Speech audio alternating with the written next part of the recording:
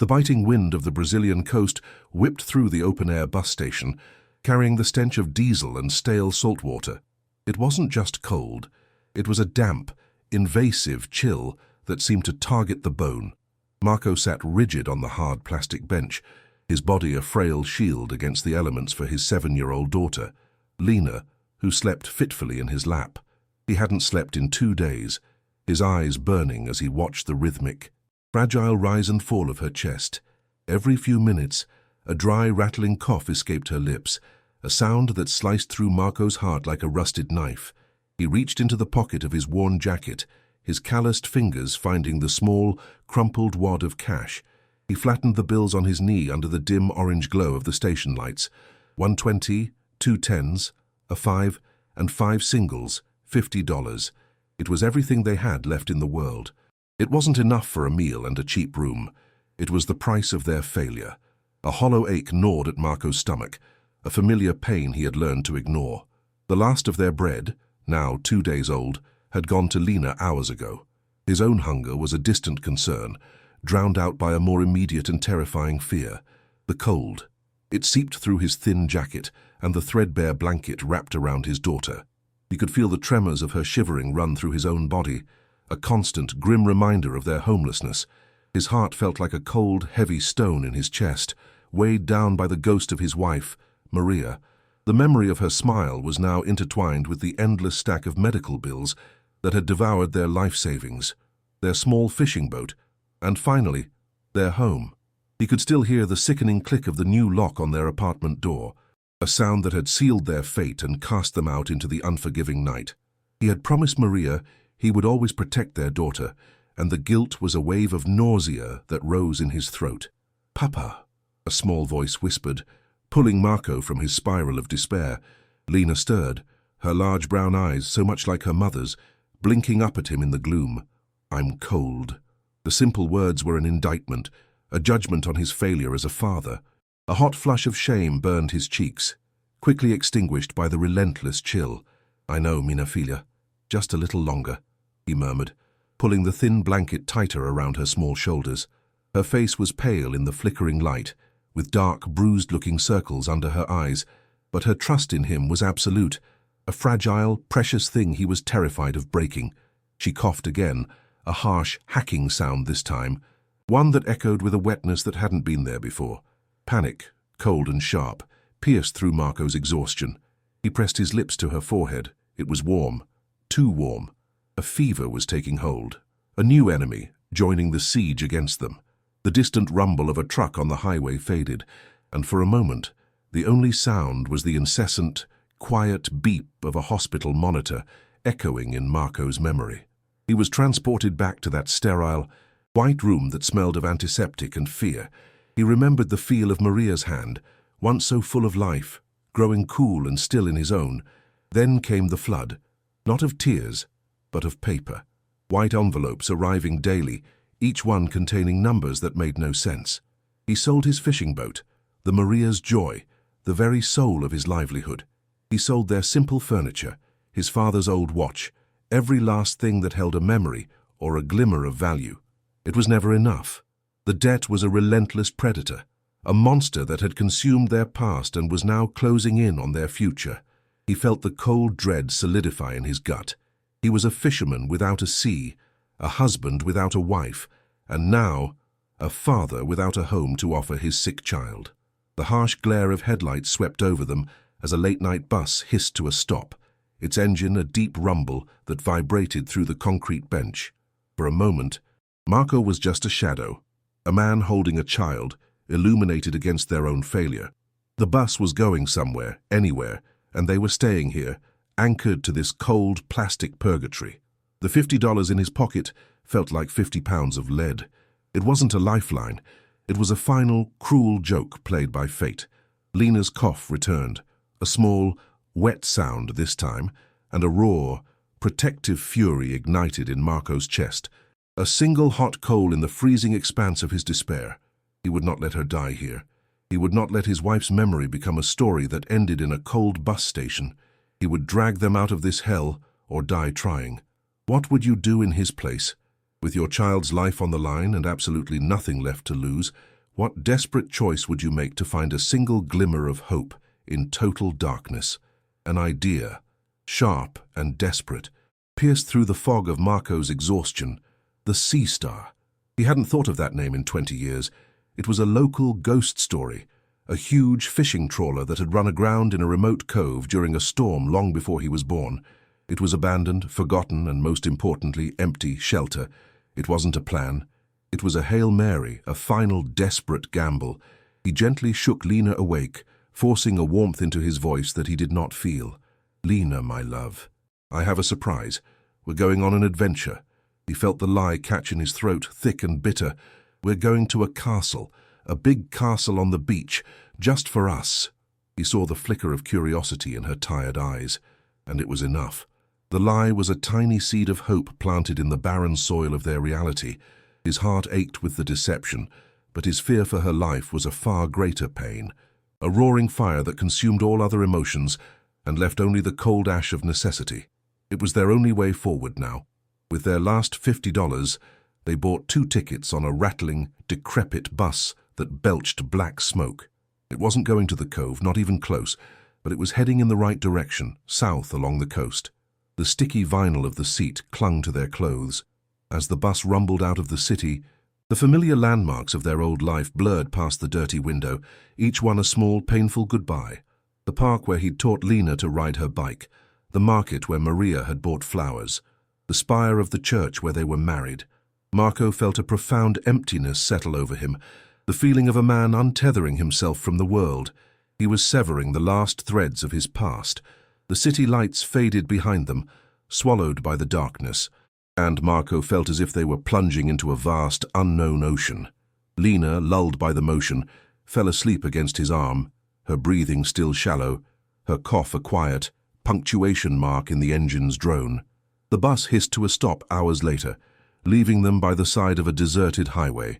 The air was thick with the scent of salt and damp earth. There were no lights here, save for the cold, distant stars scattered across the ink-black sky. The silence was immense, broken only by the chirping of crickets and the distant, mournful sigh of the ocean. They were utterly alone. Marco hoisted their single, meager bag onto his shoulder. "It's not far now, mina figlia."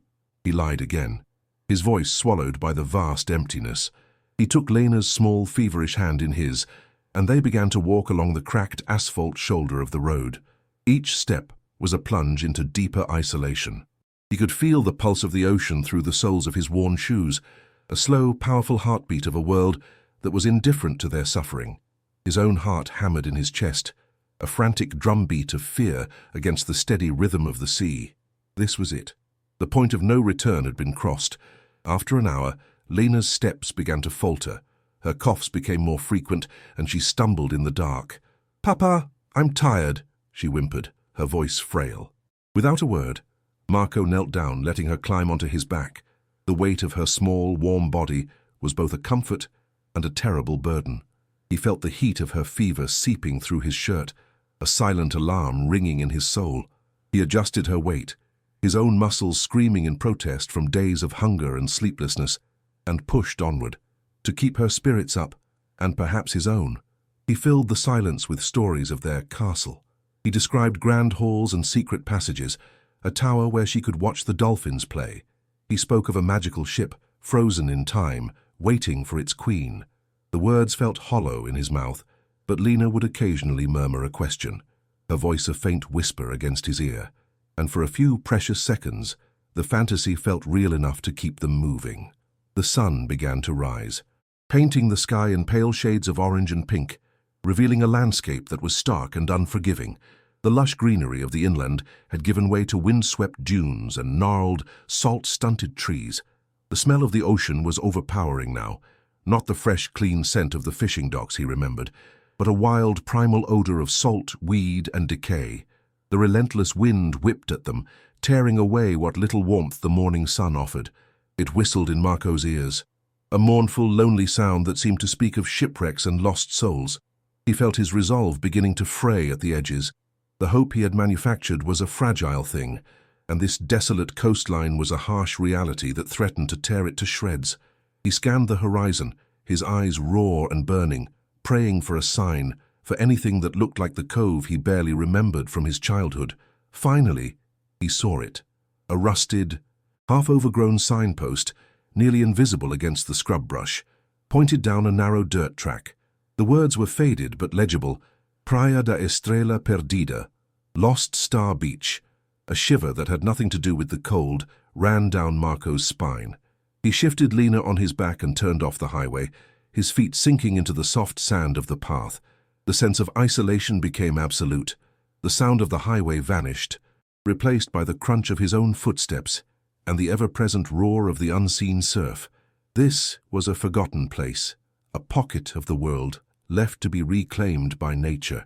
He felt like an intruder, a trespasser in a land that held its secrets close. Every rustle in the dry grass sounded like a warning, every cry of a distant gull a lament. He tightened his grip on Lena, his knuckles white, and walked faster, desperate to reach the destination that now held their entire future. The path crested a small dune, and the cove opened up below them. For a breathtaking moment, Marco's heart soared. It was just as he had imagined it for Lena, a perfect crescent of white sand sheltered by dark cliffs, and there, sitting right in the middle of the beach, was the sea star. From this distance, its silhouette was majestic against the morning sky, a hulking, dark shape that did, in fact, look like a forgotten fortress. The rust was invisible from here, the decay hidden by the soft morning light. A genuine, unforced smile touched Marco's lips. Maybe it wasn't a lie after all. Maybe, just maybe, this desperate, insane gamble would pay off. He felt a surge of adrenaline, a rush of pure, undiluted hope that momentarily washed away the exhaustion and the fear. "There, Lena," he whispered, his voice thick with emotion. "Look, our castle." The weight on his back suddenly felt a little lighter, the world a little brighter. He slid Lena gently from his back and pointed, his hand trembling slightly. "See? I told you. A castle on the beach." Lena, who had been dozing, blinked her eyes open. She followed his finger, and her tired face broke into a slow, wondrous smile. It was the first real smile he had seen in days, and it hit him with the force of a physical blow. It was a radiant light in the suffocating darkness of their lives. "Wow," she breathed, the word a tiny cloud in the cool morning air. "It's so big." In that moment, watching the awe on his daughter's face, Marco believed his own lie completely. He was not a failure. He was a father who had found his daughter a magical home. The crushing guilt that had been his constant companion receded, replaced by a fierce, protective pride. He had done it. He had brought them to safety. The harsh reality of their situation was momentarily forgotten, replaced by a shared, beautiful illusion. They began the descent down the steep, winding path carved into the cliff face. The footing was treacherous, loose sand and sharp rocks threatening to send them tumbling. As they got closer to the beach, the beautiful illusion began to crumble, piece by agonizing piece. The first assault was on his nose. A smell, foul and penetrating, rose up to meet them. It was a nauseating cocktail of decay, the metallic tang of heavy rust, the cloying sweetness of rot, the sour stench of stagnant seawater and old diesel fuel. It was the smell of death. It clung to the back of his throat and made his stomach churn. The hope that had soared so high just moments before began to plummet. A stone dropped into a deep, dark well. Marco's steps faltered. He could feel Lena recoil beside him, her small nose wrinkling in disgust. The magic was already starting to fade, the beautiful dream curdling into a nightmare. Now they were on the beach, and they could see the sea star for what it truly was. It wasn't resting majestically on the sand. It was broken upon it. The trawler was canted at a sickening angle, its back seemingly snapped. Its hull, which had looked so solid from above, was a lacework of corrosion, with huge, weeping patches of orange and brown. And then Marco saw it, a catastrophic, gaping wound in its side, a jagged hole the size of a small car. The boat wasn't beached. It was impaled on a series of black, vicious-looking rocks. With every lazy surge of the tide, seawater slurped audibly into the vessel's belly and then gurgled back out, like the labored, dying breaths of some great metal beast. The sound was a death rattle. It was the sound of Marco's last hope being utterly and completely extinguished. drowned in the cold, indifferent sea. This wasn't a castle. This wasn't a shelter. It was a shipwreck. The feeling in Marco's chest was one of pure, bottomless dread. The vibrant hope from the clifftop was now a cold, dead weight in his gut. He had led his sick daughter on a grueling journey to this tomb. He felt a fool, a desperate, stupid fool who had gambled their last vestiges of energy and hope on a ghost story. He looked down at Lena. The wonder had vanished from her eyes, replaced by confusion and a nascent fear that mirrored his own. She squeezed his hand, her small fingers digging into his palm, sensing the tidal wave of despair that was crashing over him. "Papa," she asked, her voice small and uncertain, Is this the castle?" Marco couldn't speak. He could only nod, the lie now feeling like a physical poison on his tongue. He had promised her a palace and delivered her to a ruin. The shame was so intense it was dizzying, a physical force that made him want to collapse onto the sand. Summoning a strength he didn't know he possessed, he led her toward the wreck. He had to see it through. He had to know just how bad it was. A rusted metal ladder was bolted to the side, and he tested it with his weight. It groaned in protest but held. "Stay here a moment," he told Lena, his voice a hoarse croak. He scrambled up the ladder, his hands scraping against the corroded rungs. The moment he set foot on the deck, a piece of it crumbled away under his boot, falling with a splash into the water below. The entire surface was a treacherous landscape of peeling paint, sharp, rusted edges, and slick patches of algae. He took a cautious step toward the cabin, the whole structure seeming to sway and moan with his movement. The wind whistled through the shattered windows of the wheelhouse, a high, lonely sound that echoed the emptiness in his own soul. It was worse, so much worse than he could ever have imagined. He peered through the darkened doorway of the main cabin, his eyes adjusting to the gloom. The interior was a scene of absolute dereliction. Whatever furniture had once been there was now just a collection of splintered, mouldy wood. The bunks were covered in a thick layer of grime and what looked like old, dried seabird droppings. The air was heavy, thick with the smell of mold and something else, something acrid and sour. Rainwater and seawater had pooled on the floor, creating a slick, disgusting film that reflected the dim light. A tattered fishing net was draped over a corner, looking like a giant, filthy spiderweb. He felt his throat tighten. There was no protection here, no warmth. The biting coastal wind found its way through 100 different cracks and holes, making the cabin feel even colder and damper than the open beach outside. It was a place for things to die, not to live. As his eyes adjusted further, he saw movement, a flicker in the shadows, then another. His blood ran cold as he realized what he was seeing. Rats. Not one or two, but a colony. They scurried along the edges of the room, their sleek, dark bodies disappearing into holes in the rotting walls. He could hear their claws scratching inside the bulkheads, a sound that made the skin on his arms crawl. A wave of pure revulsion and terror washed over him. This wasn't just a ruin, it was an infestation. It was a nest of filth and disease. The thought of bringing Lena into this environment, with her fever and her cough, sent a jolt of panic through him so powerful it almost buckled his knees. He had been worried about the cold of the bus station, but this place offered 100 new, more horrifying ways for his daughter to get sick. This was a death trap. He backed away from the cabin door, a low groan of despair escaping his lips. He stumbled back to the ladder and slid down, his hands burning on the rusted metal. He landed heavily on the sand and looked at his daughter. Lena was standing exactly where he had left her, a small, lonely figure against the vast, desolate beach. She was hugging herself for warmth, her face pale and pinched, her breath forming a small white cloud in the air. Her gaze was fixed on him, her eyes wide with a question she was too scared to ask. In that moment, the full weight of his failure crashed down on him. He had taken them from poverty to homelessness, and from homelessness to this pit of decay. He had chased a fantasy and led them to the absolute bottom of the world. The salty air felt like it was choking him, and as Lena let out another weak, rattling cough that echoed in the ruin, Marco felt the last glimmer of light inside him die. For hours, Marco did nothing. He sat on the cold, damp sand, his back against the rusted hull of the Sea Star, and simply watched the tide creep in and out of the vessel's mortal wound. Lena slept fitfully in a small dry patch under an overhang of rock he had found, wrapped in their only blanket. The hope that had carried him here was a bitter taste in his mouth, like ash and seawater. His despair was no longer a frantic panic, but a heavy, cold stillness, an acceptance of their final, utter defeat.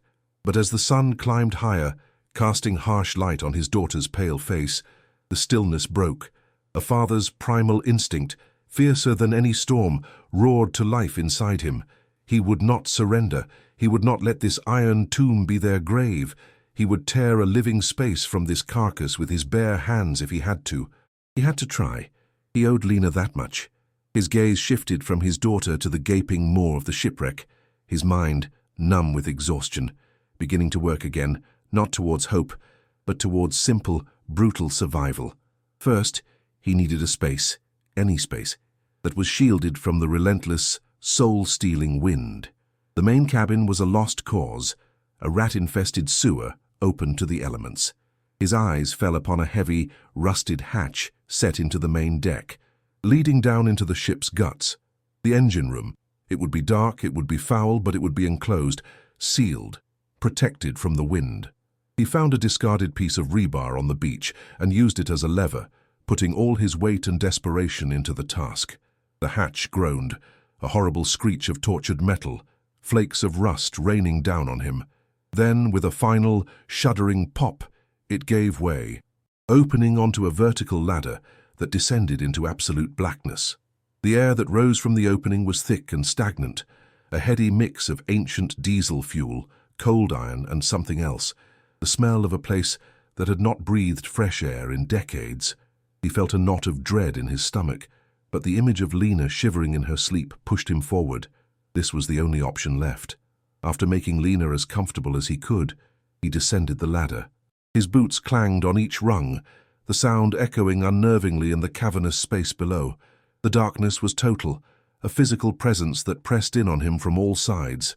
He fumbled in his pocket for the cheap lighter he carried, its tiny flame sputtering to life, casting a pathetic, dancing circle of light. He was in the heart of the beast. The engine room was a tomb for giants. Two massive diesel engines, monuments of rust and decay, dominated the space. Pipes, thick as a man's arm, snaked across the ceiling and walls, their surfaces weeping a black, greasy residue. The floor was slick with a film of old oil and bilge water, making every step treacherous. The silence was profound, the kind of silence that feels heavy in your ears, broken only by the faint, constant drip of water from somewhere in the darkness. He felt a chilling sense of trespassing, of disturbing a long-dead ghost. He was inside the ship's cold, iron skeleton. He held the lighter high, its flame flickering precariously, and began to explore the cramped space. He was looking for anything useful: a dry corner, scrap wood to burn, a container for fresh water. The place was a maze of machinery, valves, and gauges, all frozen in a state of silent decay. He ran his hand over a large control panel, the glass of a dozen dials shattered, their needles all resting at zero. He felt a profound sense of melancholy. This ship had once been alive, a powerhouse of steel and fire, pushing through the waves. It had a crew, a purpose. Now, it was just a husk, its powerful heart cold and dead for longer than he had been alive. A sudden gust of wind from the open hatch above almost extinguished his flame, and the darkness lunged at him. He shielded the tiny light with a shaking hand, his own heart pounding. The feeling of being utterly alone, buried in the belly of this wreck, was overwhelming. He was a castaway on an island of rust. He moved deeper into the room, squeezing between one of the massive engine blocks and the hull wall. The space was tight, forcing him to turn sideways. It was here that his light caught something strange. Amidst the uniform texture of pitted, peeling rust, one of the large fuel tanks looked different. The other tanks were ancient, their steel plates warped and stained. This one was made of newer, thicker steel. Its surface was smoother, the rust on it less established, more superficial. His eyes traced its form. It was a standard cylindrical tank, perhaps 2 meters long, bolted to the floor and the wall. But it was the welding that truly snagged his attention. While the rest of the ship's construction was neat and industrial, the seams on this particular tank were thick, crude, and messy, as if done in a hurry by an amateur. It didn't belong. It was an addition, a modification, a cold tingle, The first stirrings of curiosity ran down his spine, cutting through his fatigue. He pressed his hand against the cold steel of the anomalous tank. It felt solid, immovable. He knocked on it with his knuckle. The sound was a dull, heavy thud, not the hollow ring he would expect from an empty fuel tank. It was full of something, but the crude weld sealed every possible opening. There were no valves, no input or output pipes connected to it. It was a dead end, a sealed metal drum taking up valuable space in the engine room. Why would anyone install a useless tank and weld it shut? The question was a small spark in the darkness of his mind. He ran his hand along the thick, ugly weld, feeling its rough, uneven texture under his fingertips. It was a scar, an ugly secret hidden in plain sight. This tank wasn't part of the ship's original design. It was an intruder, just like him. He felt an inexplicable connection to it, a sense that he had stumbled upon a piece of a story he wasn't meant to find. His lighter began to flicker and die, the fuel running out.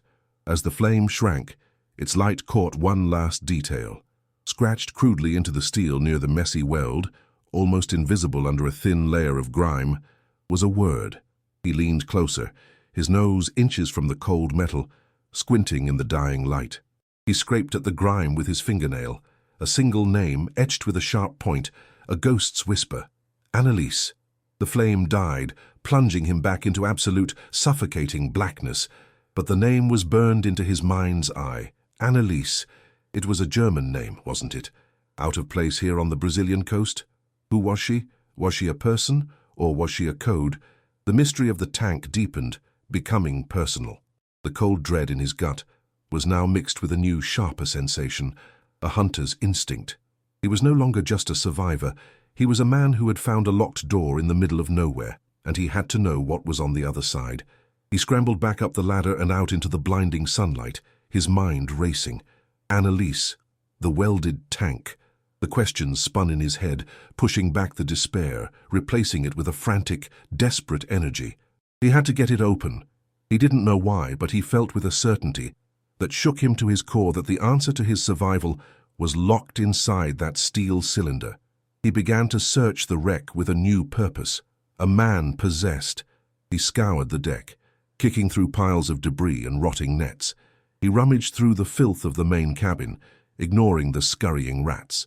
In a rusted-out locker near the wheelhouse, half filled with stagnant rainwater, he found it, a toolbox. Most of the tools were useless lumps of rust, but at the bottom, submerged in the foul-smelling water, was a hacksaw. The blade was orange with corrosion, but the teeth still felt sharp to the touch. It was a sign. He clutched the cold, wet tool in his hand, his knuckles white. As night fell again, Marco returned to the engine room, this time with a plan. He had managed to find a few old rags and soaked them in the residual diesel from a different fuel line, creating a series of crude, smoky torches. He wedged one into a pipe bracket, casting the cramped space in a hellish, flickering orange light. The shadows danced and writhed on the walls like living things. Lena was asleep on the deck above, safely away from the fumes, tucked into her small shelter. Marco looked at the sealed tank, the name Annalise seeming to glow faintly in the torchlight.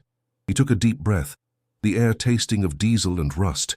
He placed the teeth of the hacksaw against the crude weld.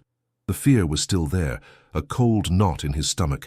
He was about to cut into a sealed fuel tank on a derelict ship. It was an act of pure madness, but the thought of Lena's cough, of the $50 that were now gone, of the cold bus station, it was all the fuel he needed. The first cut was a screech that set his teeth on edge.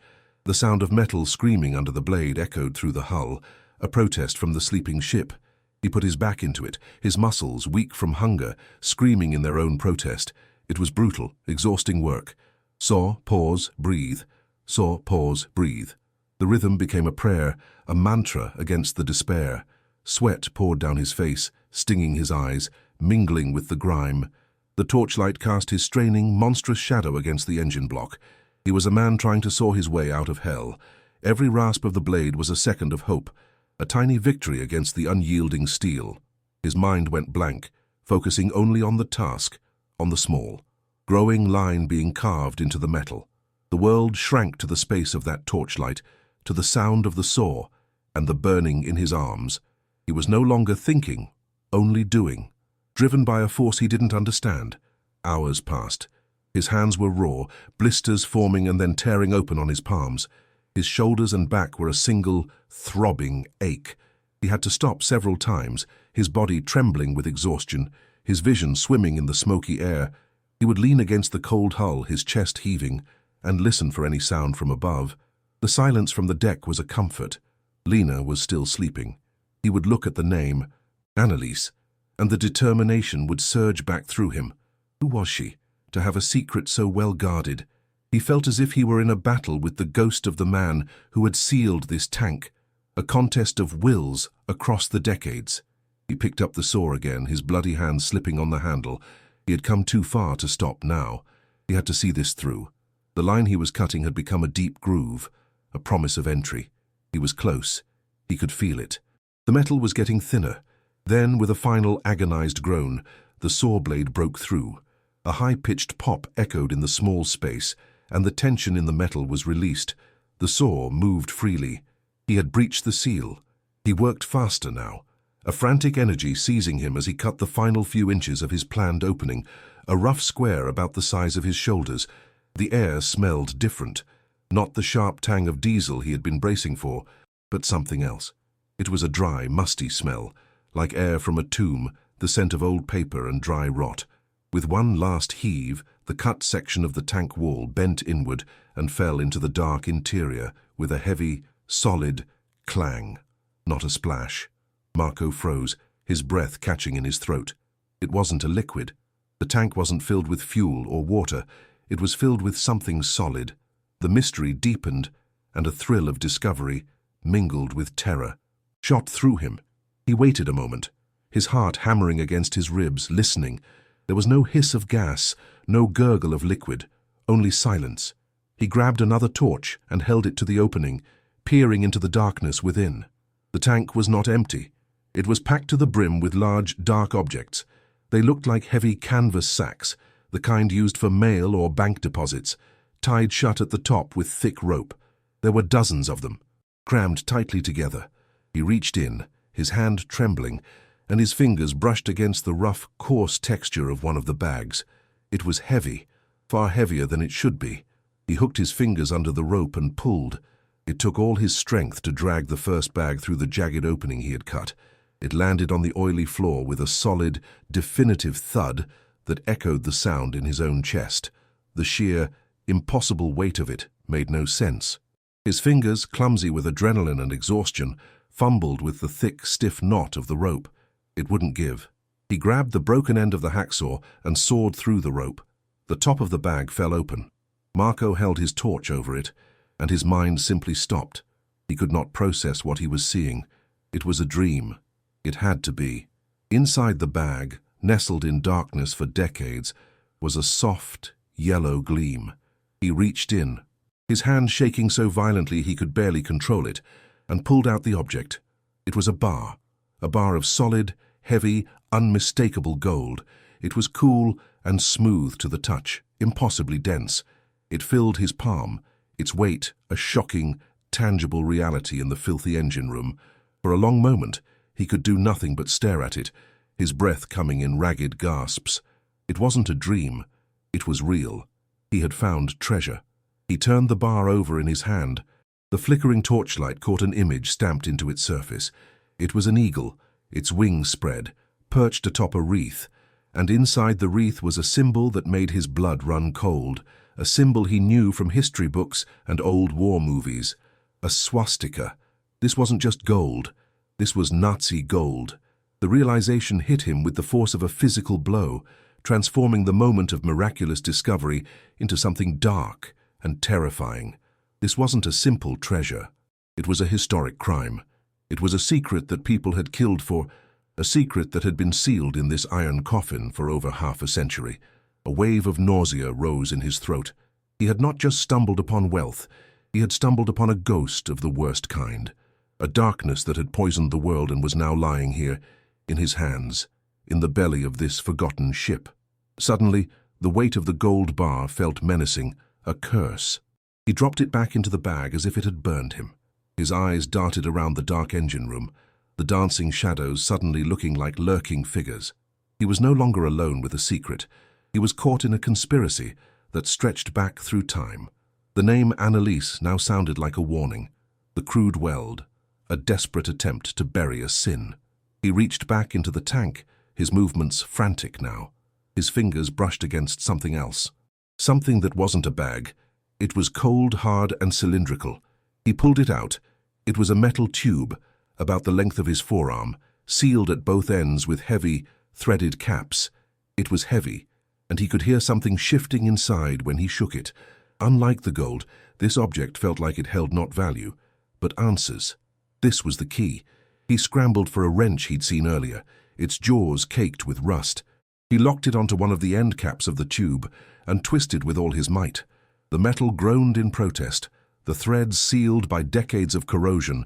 He put the tube on the floor, stood on it, and threw his entire body weight into turning the wrench. For a moment, nothing happened.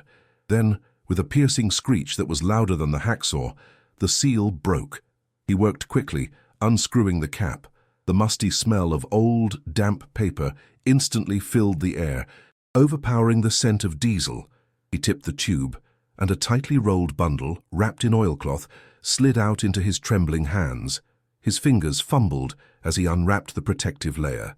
Inside was a small, leather-bound book, its pages swollen and stained by moisture. A diary, and tucked within its pages, a set of folded, yellowed naval charts. He sat there on the filthy floor of the engine room, the gold forgotten for a moment. He had the treasure, and now he had the story. He opened the diary. The writing was in German, in a tight, elegant script, the ink faded but still legible on the water-damaged pages. He couldn't read the language, but he could recognize dates from the 1940s. He could see names, coordinates. He unfolded one of the charts. It was a map of the Brazilian coastline, the very stretch of coast he was on. There were hand-drawn lines, rendezvous points, and strange symbols marked in the sea. He felt a profound and terrifying shift in his reality. He was no longer Marco, the desperate fisherman. He was now the guardian of a terrible secret, a secret worth a fortune, a secret that had been buried here for a reason. And as he sat in the darkness, surrounded by Nazi gold and a dead man's story, he knew with chilling certainty that the ghost of the Sea Star was not dead at all. It had just been waiting. Marco's mind struggled to comprehend the enormity of his discovery. One moment, he was a homeless man fighting for scraps of survival. The next, he was sitting on a king's ransom of dark money. He looked from the open bag of gold to the diary in his hands. The gold was a solution to every problem he had. It was a house. It was medicine for Lena. It was food. It was a future. It was a seductive, glittering promise. But the diary and the swastika stamped on the bar were a chilling counterpoint. This wealth was born from unimaginable suffering. Taking it felt like participating in the crime. He felt a tremor of fear run through him that was colder than any coastal wind. This secret had been buried with extreme prejudice. Whoever had been meant to receive this gold, or whoever knew of its existence, would not be the kind of people to simply forget about it. He had not found a treasure chest. He had opened Pandora's box. He carefully placed the diary and charts back into the metal tube and sealed it tightly. This was the most important piece. The gold was just metal, but the tube contained the truth, the history, the danger. He hid the tube in a separate and dark corner of the engine room, away from the tank. Then he turned his attention back to the gold. He couldn't leave it here, but he couldn't move all of it. He dragged two of the heavy bags out of the tank, his muscles straining, the sound of the canvas scraping against the metal loud in the silence. He would hide these two somewhere else, a small insurance policy. The rest he would leave, for now. He wrestled the heavy, cut piece of the tank wall back into place. It didn't fit perfectly, but in the gloom of the engine room, it would take a very close inspection to notice it had been disturbed. He was covering his tracks, an act that acknowledged the new, perilous game he was now a part of. He worked until the first hints of dawn began to filter through the hatch above. He hid the two canvas bags of gold and the metal tube in a different compartment, a small, flooded bilge space accessible only through a tight maintenance crawlway. It was a filthy, disgusting hiding place, but he reasoned that no one would willingly search there. As he worked, his mind was a whirlwind of impossible scenarios. He saw himself and Lena on a plane, far away, starting a new life. Then he saw shadowy figures hunting him down the coast. He saw Lena, healthy and laughing in a warm bed. Then he saw her caught in the crossfire of a battle he had unwittingly started. The gold was both a salvation and a death sentence, and he had no idea which it would be. The exhaustion had been replaced by a raw, high-strung energy, the adrenaline of a man who suddenly has everything to lose. He finally climbed out of the engine room as the sun was rising, blinking in the bright light. He was covered in filth, grease, and his own dried blood, but he felt transformed. The world looked different.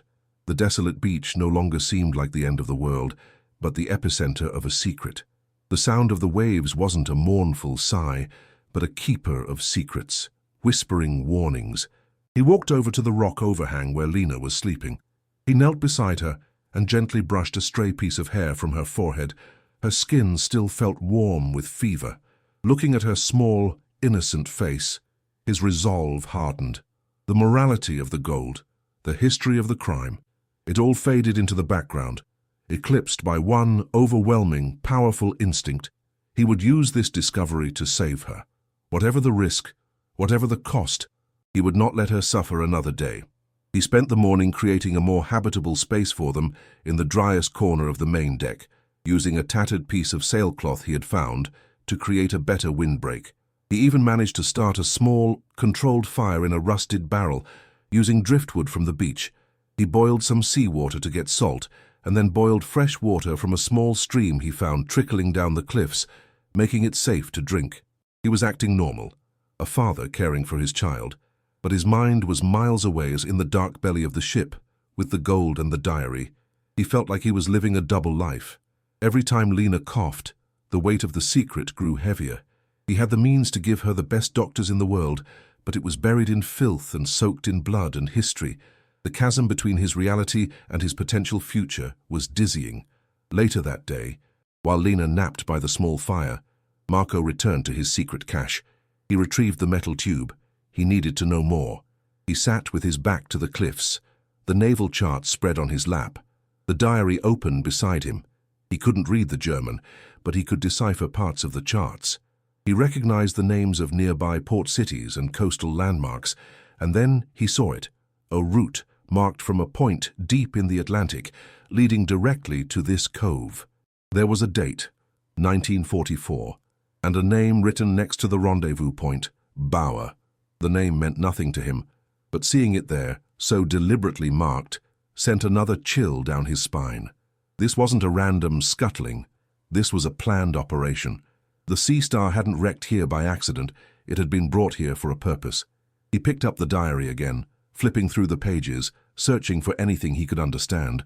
Amidst the dense German script, he found something that made his breath catch. Tucked into the back cover of the diary was a small black and white photograph, miraculously preserved. It showed a young woman with blonde hair and a sad smile, standing on the deck of a ship. On the back, written in the same elegant script as the diary, was a single word, Anneliese. It was her, the woman from the name on the tank. He looked from the photograph to the rusted hulk of the ship. She was the ghost. Her story, her secret, was what he had unearthed. She wasn't a code, she was a person, her memory sealed away with a fortune in Nazi gold. Suddenly, the entire mystery felt profoundly human and profoundly tragic. He stared at the photograph for a long time, the sad smile of the woman seeming to look right through him. Who was she to the diarist? A lover? A sister? And what was her connection to the gold? Was she a victim or a conspirator? The questions multiplied, each one more tangled than the last. He felt an immense weight of responsibility settle upon him. He was the only person in the world who knew this story. He was the caretaker of Anneliese's memory and the guardian of her dark secret. He carefully placed the photograph back in the diary and sealed everything back inside the metal tube. He knew he couldn't stay here. This beach was not a refuge. It was a crime scene. He had to get Lena away, and he had to figure out what to do with a discovery that was growing more dangerous with every passing hour. He spent the rest of the day in a state of heightened alert. Every sound, every cry of a gull, every shift in the wind made him jump. He was a man sitting on a powder keg, waiting for a spark. He kept scanning the cliffs and the entrance to the cove, half expecting to see figures appearing. Men coming to reclaim what was theirs. The immense fortune hidden below his feet offered no comfort, only a gnawing anxiety. It was a silent, malevolent presence, a promise of salvation wrapped in the threat of annihilation. He looked at Lena, who was finally drinking some of the clean water he had boiled, and felt a surge of desperate resolve. He had to make a move, and he had to do it soon. The longer he stayed here, the greater the risk. He had found the means to escape his old life of poverty, but he had to survive long enough to use it. The mystery had been solved, but a new, more terrifying chapter was just beginning. That evening, as the sun began to dip towards the horizon, painting the sky in fiery colors, he saw it, a glint of light from the top of the cliffs. It wasn't the sun on a rock. It was the reflection of sunlight off glass. Binoculars. Someone was watching them.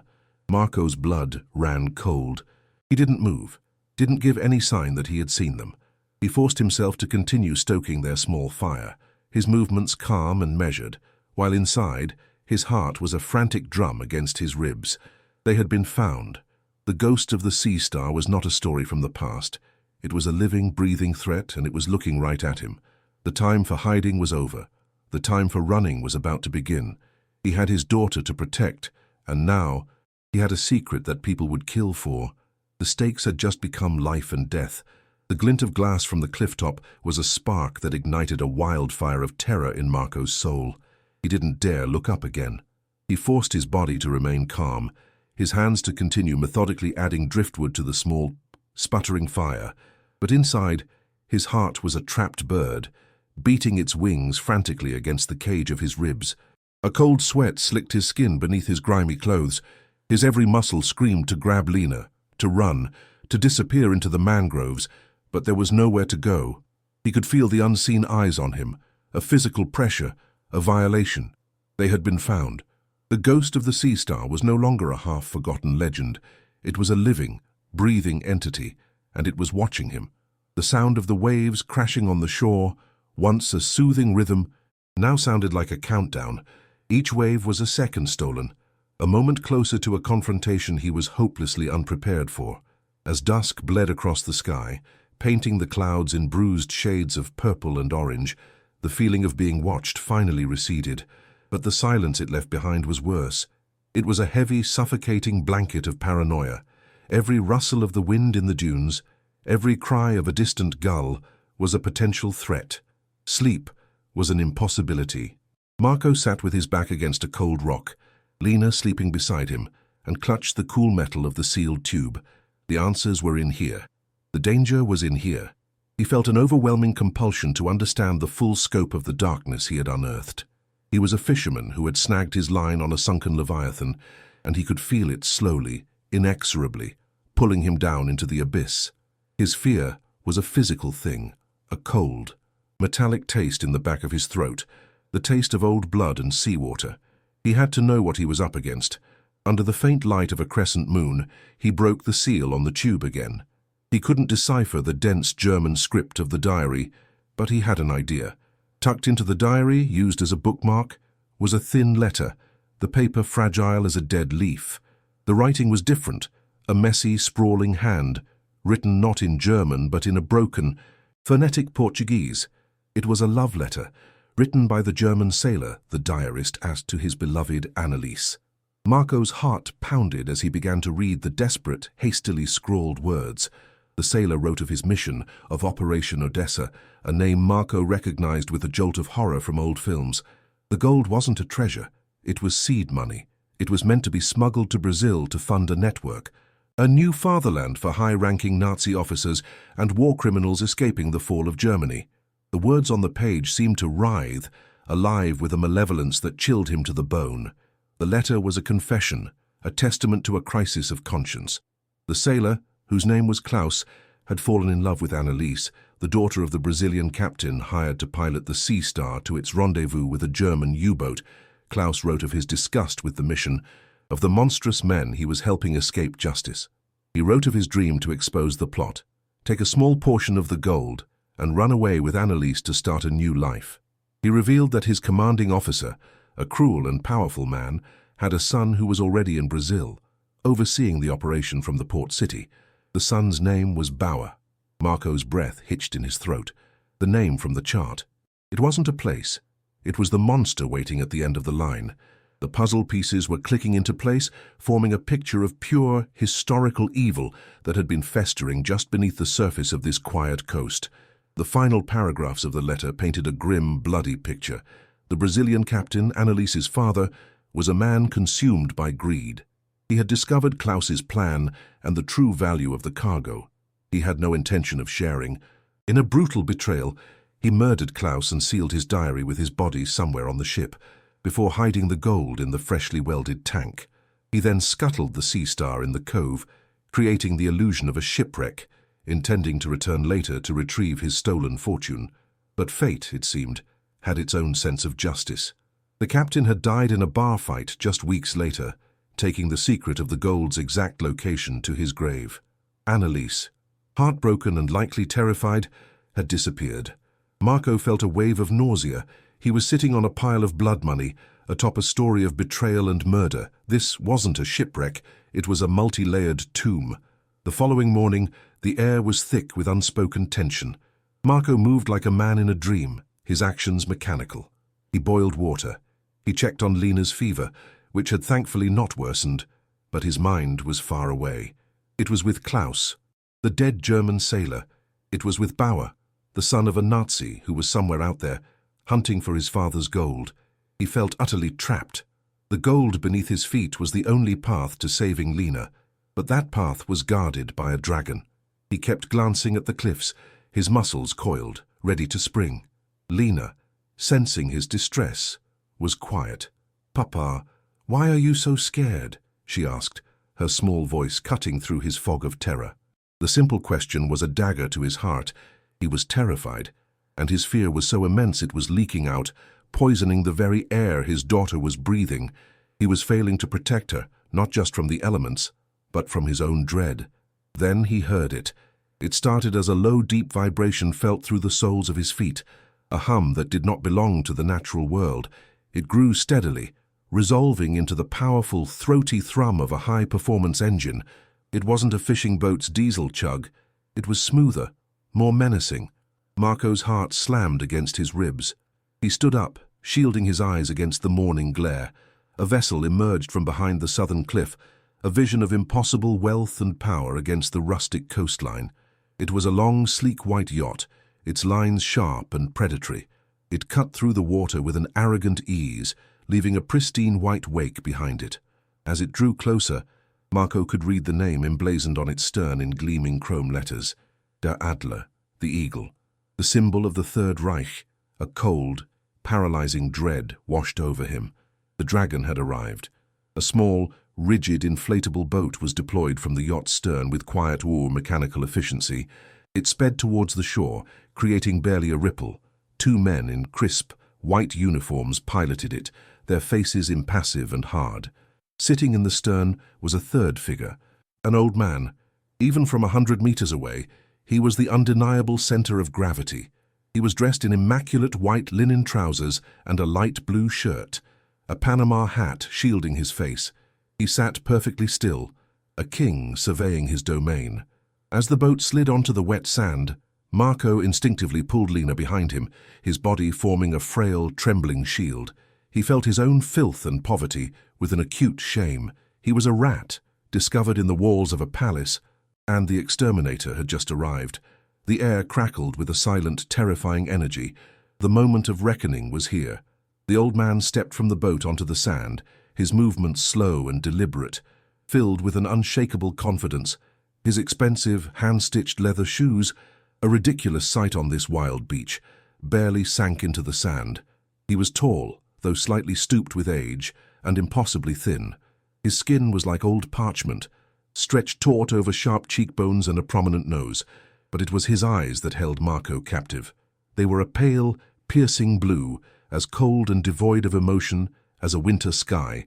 The man's gaze swept over the cove, taking in the cliffs, the sand, and finally, lingering on the rusted, broken form of the Sea Star. There was no surprise in his expression, only a look of cold, grim satisfaction, like a collector who has finally located a long-lost, valuable specimen. He was not a man discovering a wreck. He was a man arriving at a destination. Finally, those icy blue eyes swiveled and locked onto Marco. The force of his gaze was a physical impact. "Bom dia," the man said. His Portuguese was flawless, but it was edged with a faint, guttural German accent that made the hairs on Marco's arms stand up.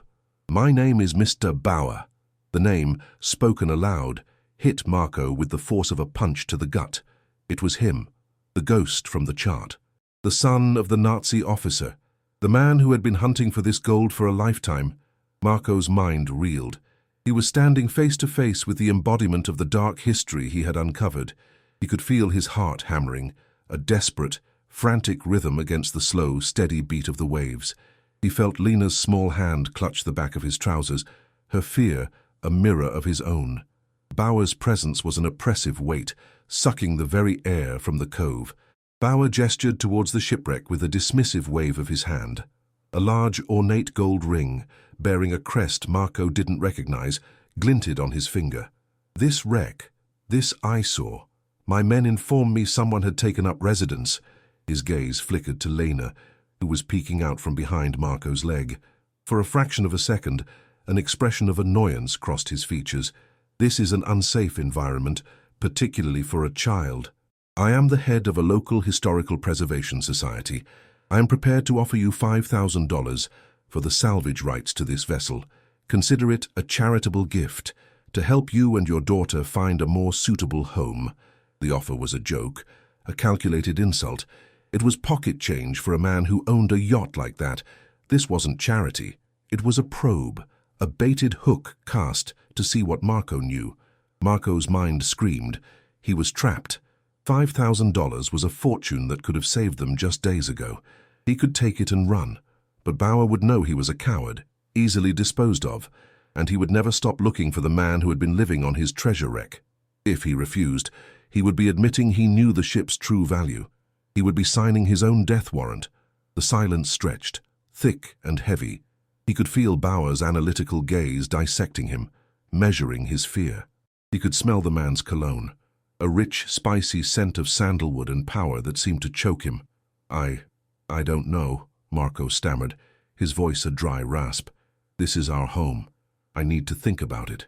It was the wrong answer. He knew it, the instant the words left his mouth.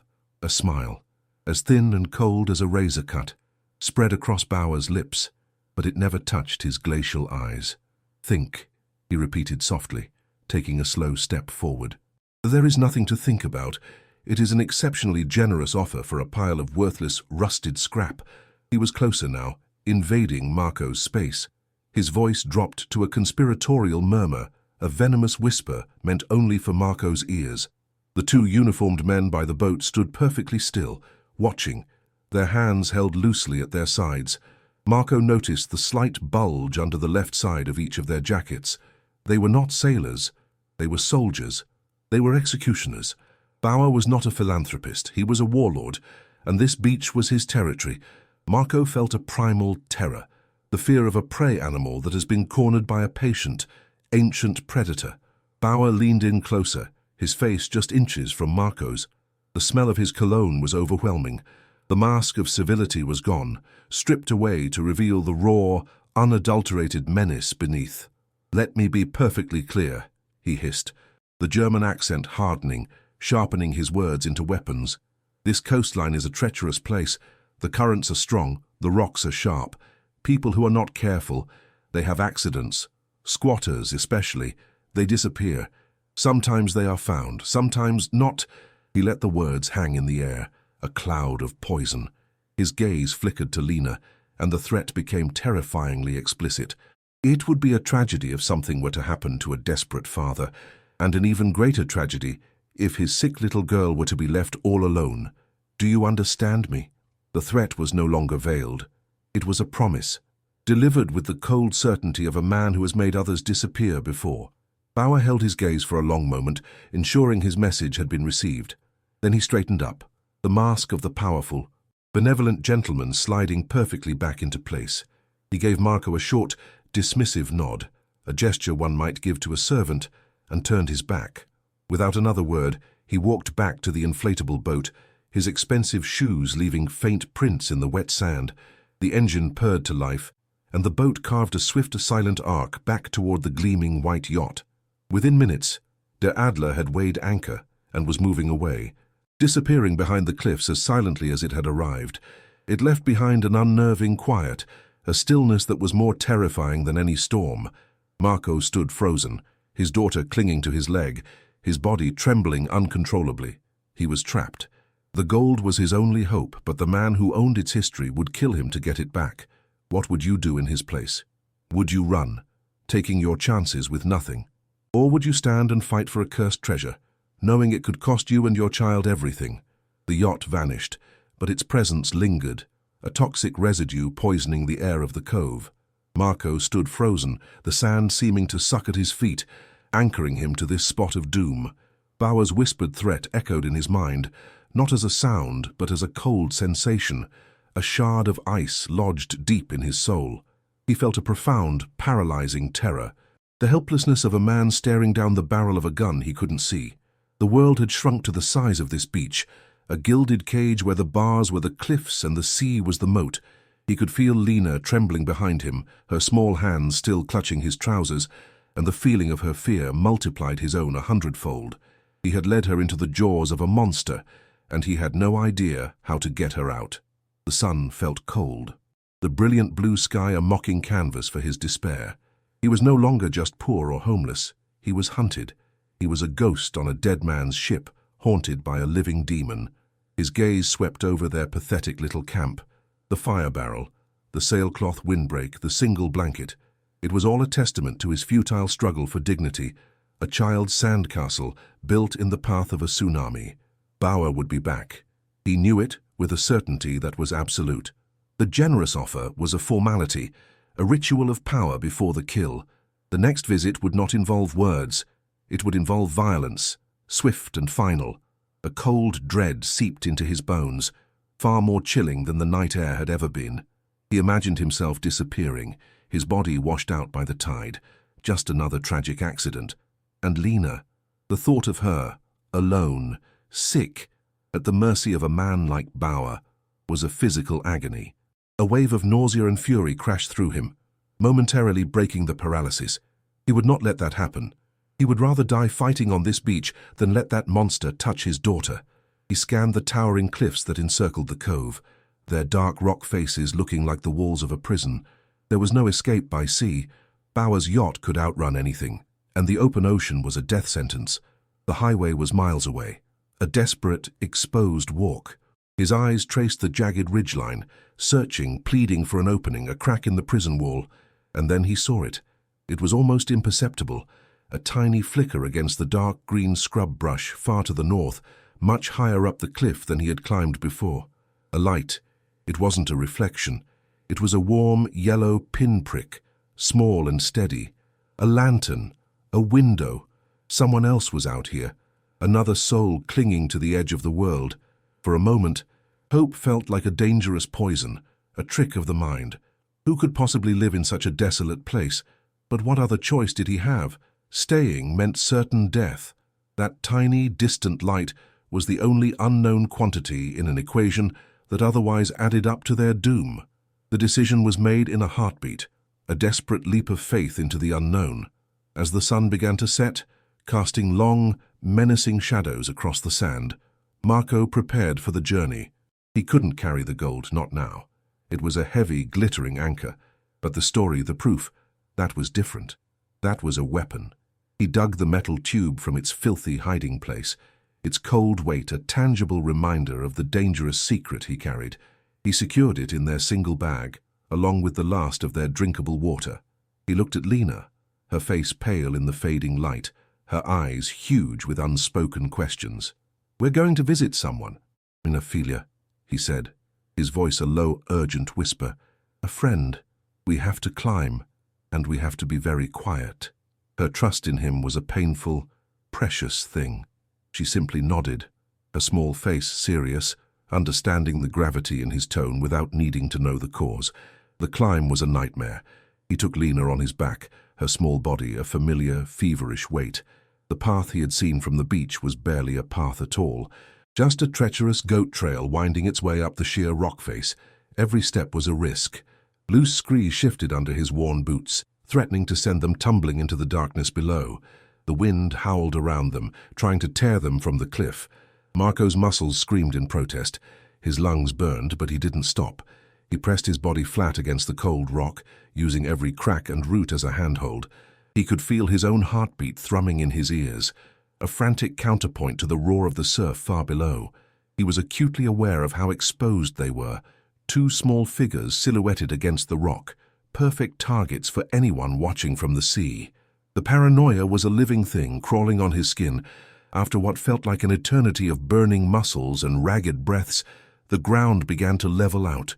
They had reached a small, windswept plateau near the top of the cliffs. And there it was, not 50 yards away, nestled in a hollow scooped out of the rock, was a shack.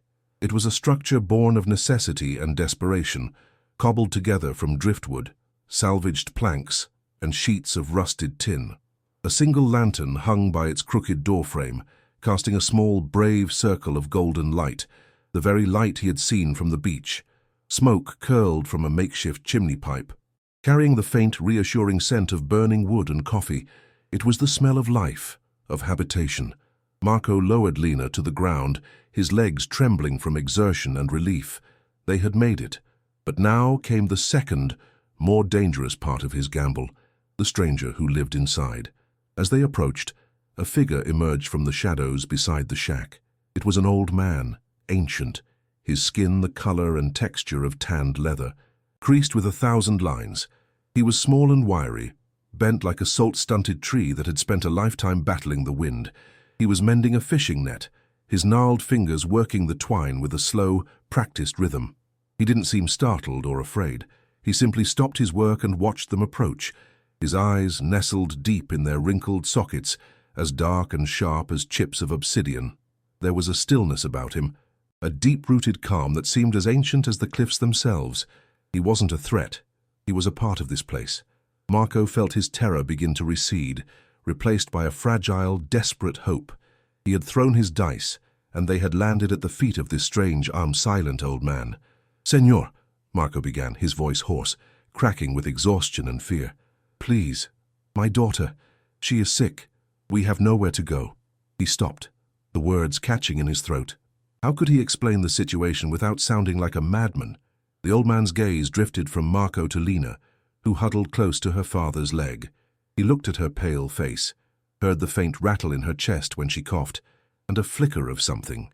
Not pity, but a deep, weary understanding passed through his eyes. He gave a curt nod. "Water and wind are hard on the little ones," he said, his voice a low, gravelly rumble, like stones rolling in the surf. "Bring her inside. There is soup."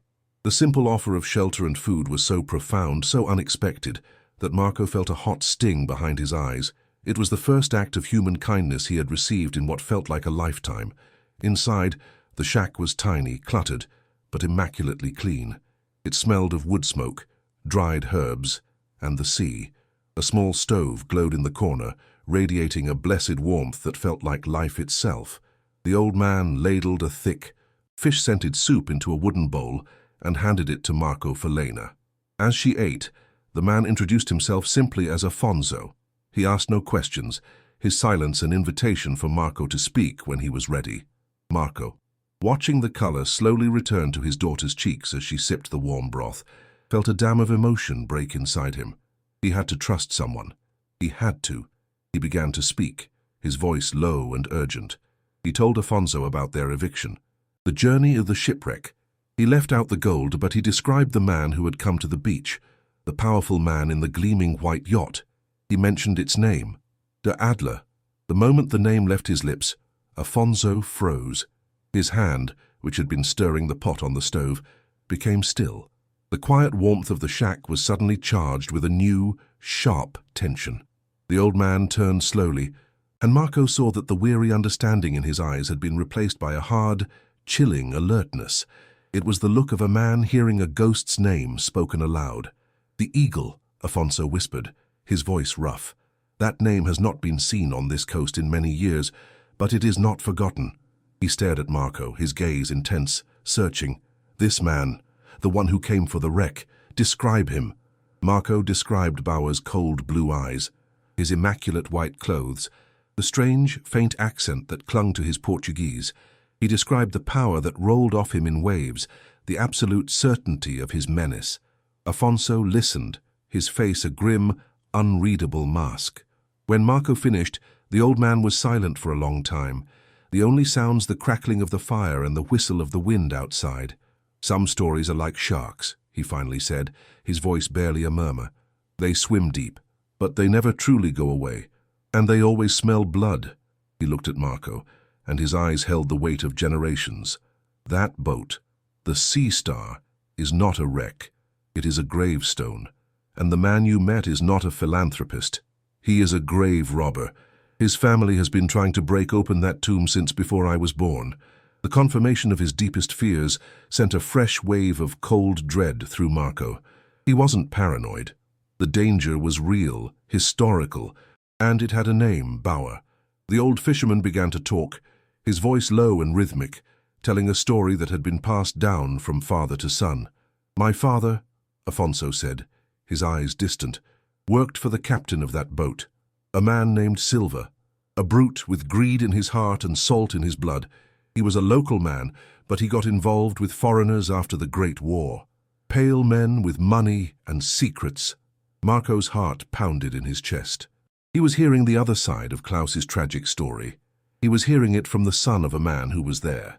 Afonso described how his father had helped Captain Silva modify the ship in secret, welding a new tank into the engine room, working at night, paid in cash and sworn to silence.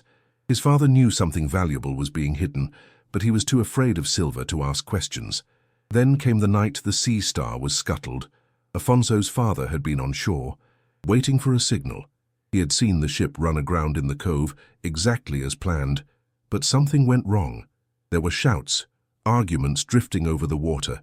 Silva was supposed to come ashore in a small dinghy. He never did. Afonso's father waited until dawn, but the captain never appeared. He knew then that the curse of the boat had begun. He never spoke of what he had seen to the authorities. Terrified of the powerful foreigners his captain had been dealing with, he warned his son Afonso to never, ever go near the cove, to pretend the wreck did not exist, for it was a place of death, haunted by a story that was not finished. It was a promise Afonso had kept for over 60 years. Afonso then walked to an old wooden chest in the corner of the shack. From it, he pulled a small, tarnished silver locket. He opened it and showed it to Marco. On one side was a faded picture of a young, dark-haired man, his father. On the other side was a tiny, intricately carved crest. It was a soaring eagle, identical to the one Marco had seen on the Nazi gold, identical to the name on Bauer's yacht. "My father took this from the captain's quarters before the ship was sealed. He said the foreigners, the pale men, all wore this sign. It was their tribe, the Bauers. They arrived here after the war, quiet at first. Then they grew rich, shipping, imports.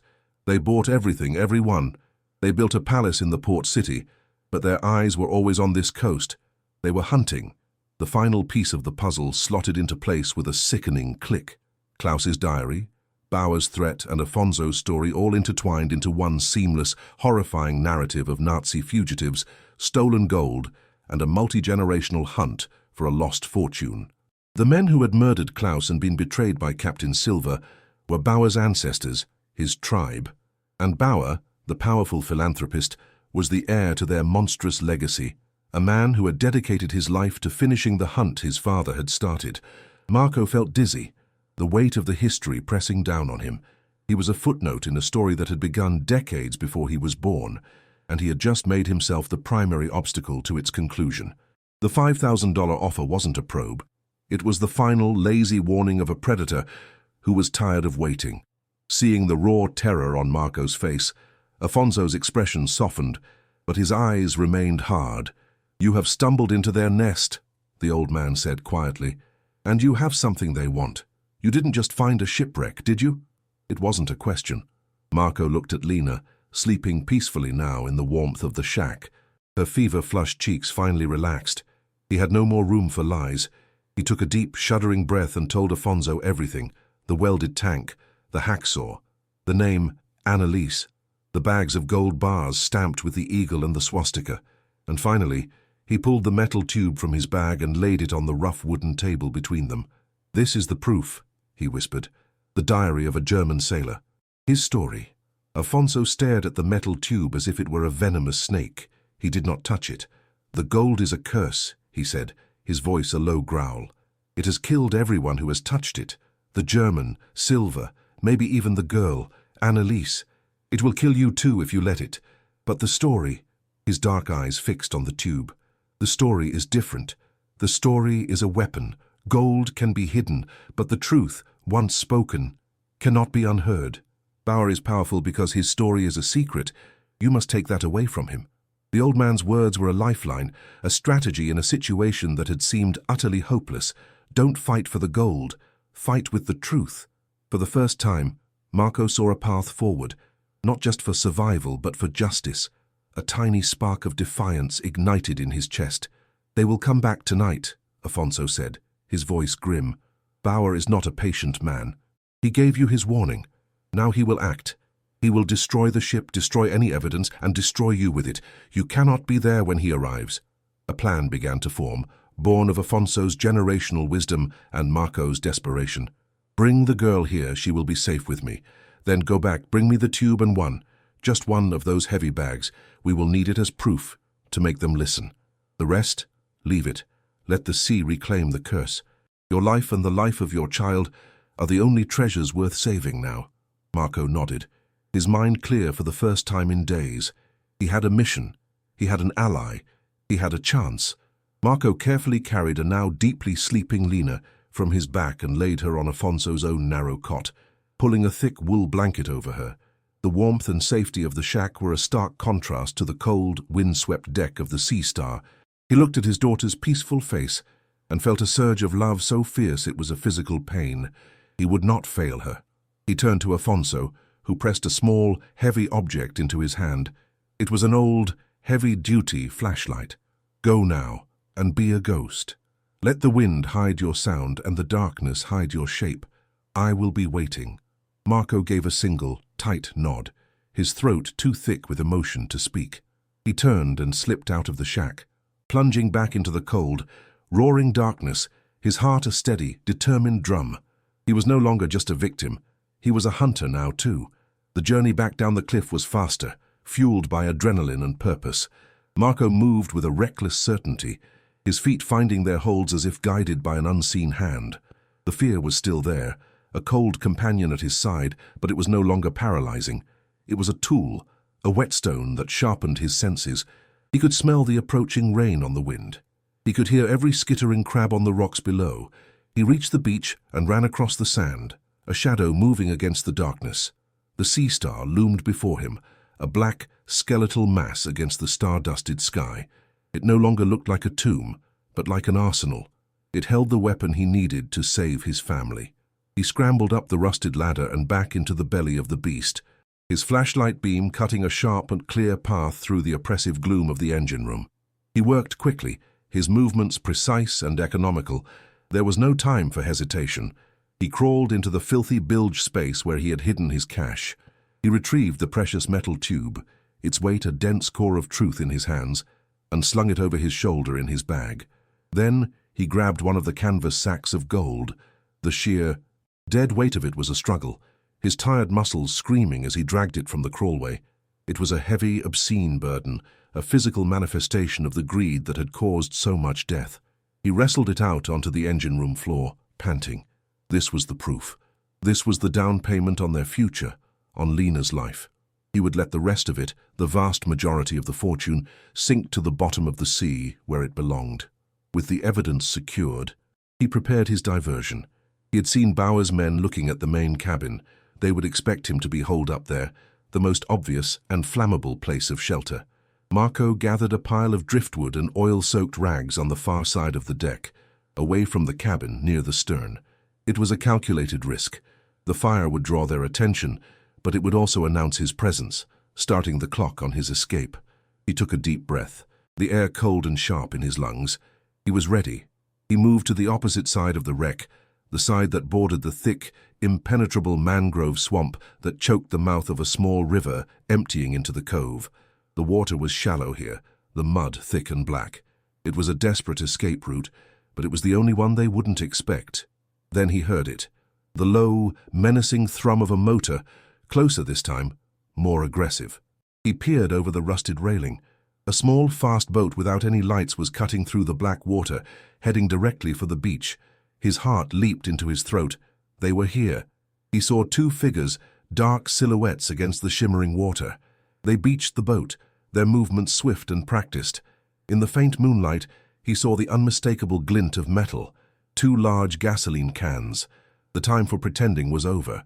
Bauer had sent his jackals to burn the hive and kill the wasps. Marco felt a cold, clear certainty settle over him. There was no turning back now. His life, Lena's life. It all came down to the next 5 minutes.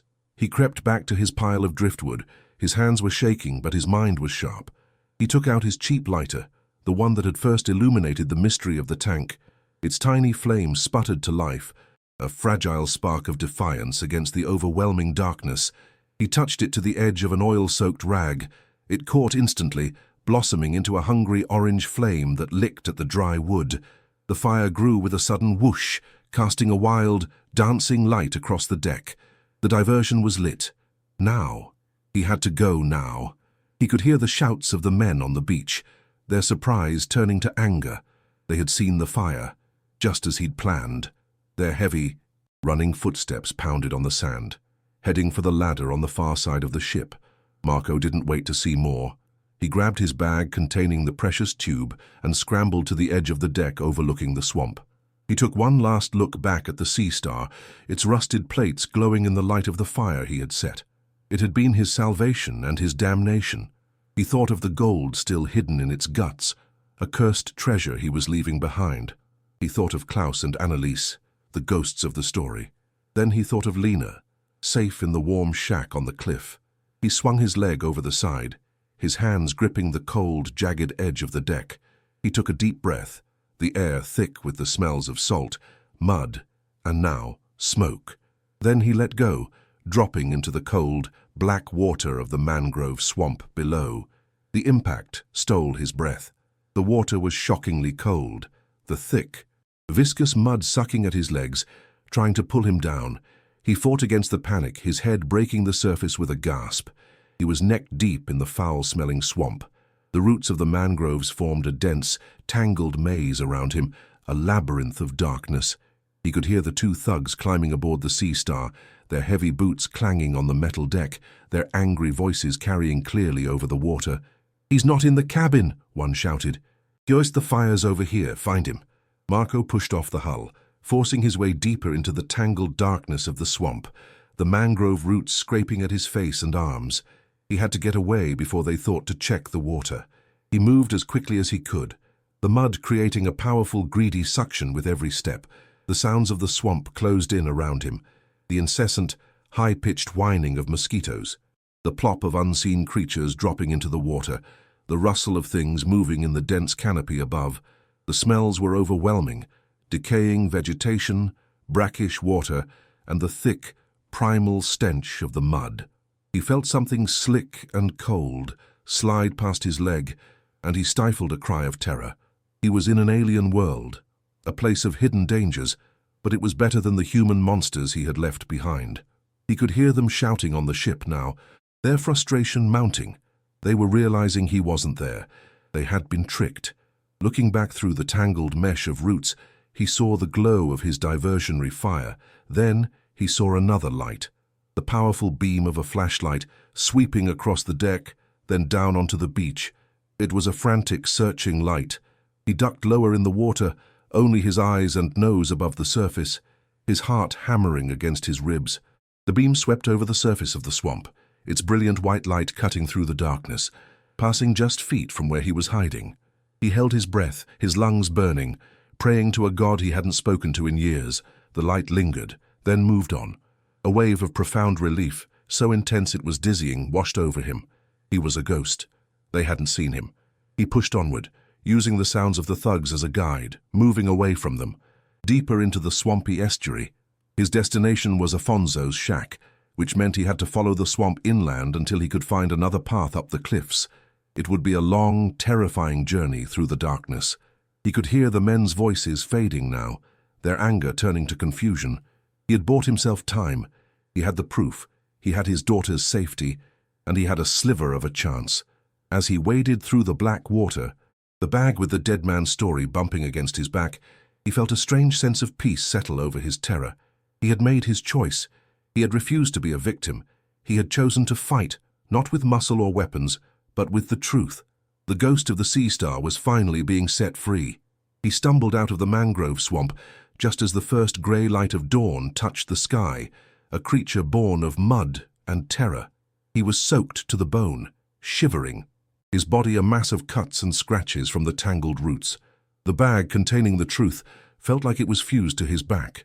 He saw the warm, steady light of Afonso's shack and scrambled the last few yards, collapsing against the crooked door frame. The old man pulled him in, his wiry arms surprisingly strong. Afonso's eyes took in Marco's state, then fell on the metal tube and the heavy canvas sack he dropped on the floor.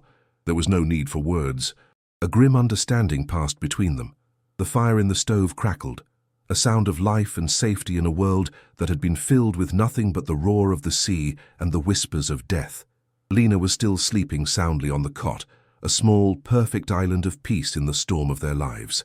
Marco's escape was complete. The battle for their future was about to begin.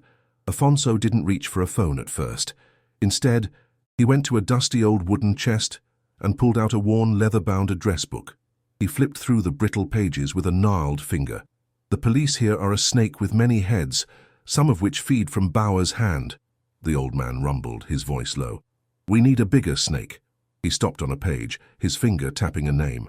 Your wife, he said, looking at Marco with his piercing dark eyes. Before she passed, she spoke of this woman, a lawyer in the city, a fighter for those with no voice, no money. She said her name was a prayer for the forgotten.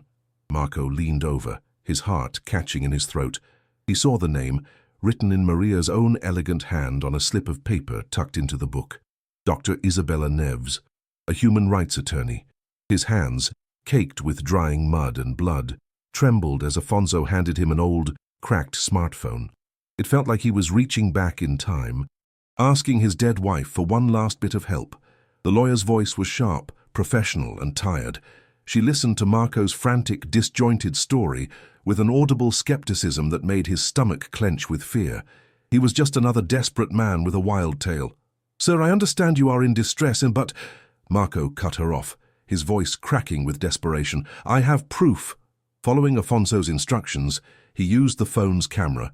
He sent the images, blurry and poorly lit, but unmistakable. The eagle and swastika stamped on the gold, a page of the German diary, a photo of the old naval chart with the name Bauer clearly written beside the cove. The silence on the other end of the line was absolute, a void that stretched for 10 hours, then 20 seconds. When Dr. Neves spoke again, her voice was completely transformed. It was no longer tired, it was electric, a blade of tempered steel. Mr. Santos, do not move. Do not speak to anyone. I am mobilizing everything. The Federal Police, Interpol. You have broken the seal on a tomb. Now, we will see the ghosts. Dawn did not arrive with a gentle sunrise. It was shattered by the violent, percussive chop of helicopter blades. 2 black, unmarked aircraft, the kind used by federal tactical teams, thundered over the coastline, bypassing the cove entirely and heading straight for the gleaming port city. As the sun's first rays glinted off the windows of his palatial estate, Mr. Bauer was enjoying his morning coffee on a marble terrace overlooking the ocean. He didn't even have time to stand. The doors to his terrace exploded inward as heavily armed federal police agents swarmed from all sides, ropes dropping from the hovering helicopter above, the air filled with shouts, the barking of dogs, and the authoritative command for him to get on the ground. The powerful philanthropist, the untouchable patriarch, was hauled to his feet in his silk pajamas, his face a mask of apoplectic fury and utter disbelief. The eagle had been grounded, its nest torn apart. The hunt was finally over. The raid was merely the first domino to fall in a chain reaction that shook foundations across the globe. Klaus's diary and the seized documents from Bauer's estate provided a detailed roadmap of a shadowy neo-fascist network. Odessa's modern-day successor, operating under the guise of legitimate corporations. The story exploded into the international news. The philanthropist was exposed as a monster, the heir to a Nazi war criminal. His charitable works a mere cover for a lifetime spent hunting his father's blood money and funding extremist ideologies. The tale of the Sea Star, of the murdered German sailor Klaus, the greedy Captain Silver, and the tragic Anneliese became a global sensation. In his small, home-safe shack, Marco watched on a small television as the full, ugly truth he had dragged from the belly of that shipwreck was finally laid bare for the entire world to see. The curse was broken not by gold, but by the light. Weeks later, the noise and chaos had subsided. Marco sat in a quiet, air-conditioned government office, the scent of floor polish replacing the stench of salt and decay.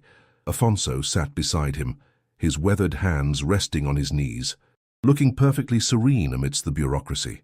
A polite, serious official from the Ministry of Justice slid a folder across the polished desk. He explained that the gold, now officially designated a national historical treasure, was priceless. He went on to explain that, for his direct role in the recovery of these assets and the subsequent dismantling of an international criminal organization, the Brazilian government was awarding him a substantial finder's fee. The official named a number so large, so impossibly vast, that the sound in the room seemed to warp around it. Marco didn't react. He just stared at the man, his mind suddenly empty of everything but the feeling of cold plastic on his back at a bus station and the phantom weight of 50 crumpled dollars in his pocket. The sound that fills Marco's small, sunlit house is not the wind or the waves, but the gentle, rhythmic hum of a sewing machine. 6 months have passed. He bought a simple, sturdy home in a quiet town nestled in the hills, a world away from the coast and its ghosts. He sits at the kitchen table, watching Lena through the open back door. She is playing in a garden filled with bright flowers, chasing a butterfly. Her cheeks are full and rosy, her legs strong as she runs. The rattling cough that had been the constant, terrifying soundtrack to his despair has vanished completely, erased by excellent medical care and the simple magic of a warm, dry bed.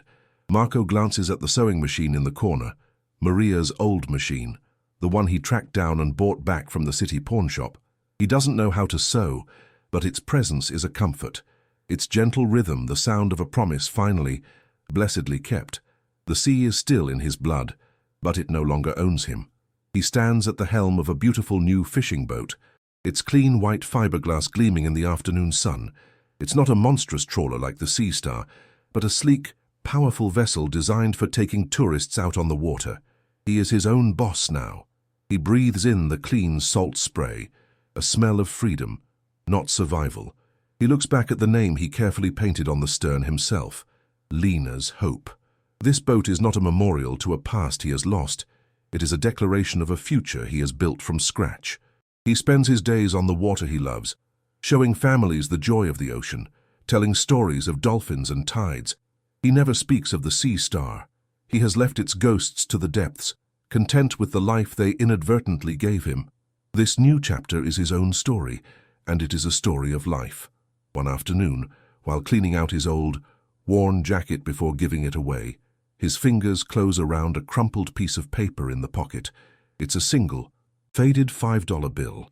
He remembers the crushing weight of his last $50, the feeling of absolute finality as he counted them under the dim orange lights of the bus station.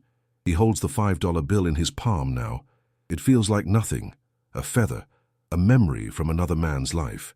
He walks down to the small town square where an ice cream vendor has a cart. He buys Lena the largest cone they have, 2 scoops of strawberry and chocolate. He watches her eat, her face a mess of pure, unadulterated joy, a wave of gratitude so profound it feels like a physical ache washes over him. This moment, this simple, ordinary, priceless happiness, this was the real treasure. It was never the gold. It was always this. As evening settles, painting the sky in soft pastels, Marco sits on his porch. The air is warm and smells of the jasmine climbing the trellis. Afonso is there, sharing a quiet coffee with him. They watch Lena, A small silhouette in the twilight, dancing in the yard, her laughter like tiny bells in the calm air. The man who sat freezing on a bus station bench, a failure haunted by debt and grief, is gone forever. In his place sits a father, a business owner, a friend, a man at peace.